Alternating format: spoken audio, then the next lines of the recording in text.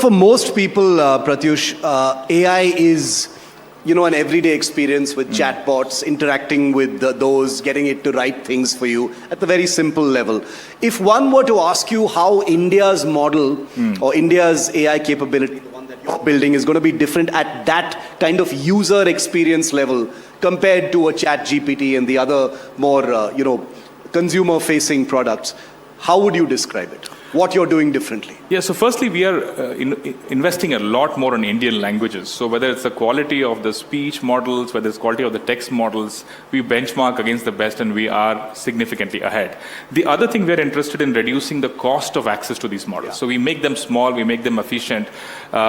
If on a feature phone, somebody had to on voice ask questions, that's an entirely different use case. You would not even imagine other parts of the world doing, but we still have multiple hundreds of millions of these feature phones active today, right? So we are deeply interested in problems like that. We are also interested in data sets that are specific to India, right? So the cultural nuance to the language, to the culture, all of that we would like to include. So one is being able to compete globally on global benchmarks, which we are doing, right? So language is not the only thing we're interested in. We need to get language right because that is home turf. But we need to make this model strong generally. So whether it is math, whether it is coding, whether it is scientific reasoning, we want these models to be good on all of them. As far as talent density is concerned, just sheer talent within the country to do some of these big, ambitious things that you're, trying to achieve. Where does India stand compared to other countries? Because there is a sense globally that it is India's moment. The summit that you're seeing happen in the city also suggests that, there is every effort to put the spotlight on India. Nobody can debate, Pratyush, as far as potential is concerned. Where does India stand?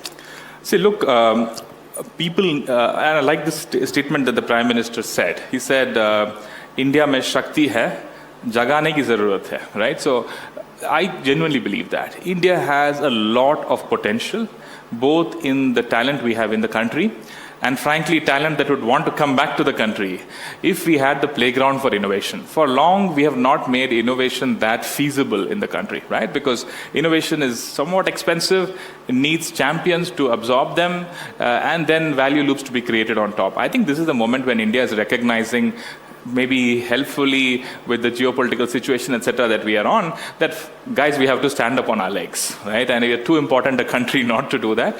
So talent, to your question, is there in the country. There's a lot of work that is hard engineering that needs to be done in building these models. There is talent for that. But I'm very, very hopeful that these are early days which will attract a lot of people to come back to India. Not in the way other countries did by forcing them to come back, but genuinely recognizing that India is the place to be and the place to build, right? And we see a lot of that happening at Sarvam. Folks from different top companies coming back, joining us, and I believe there's a huge flood of people wanting to come back, and we are shaping up for that.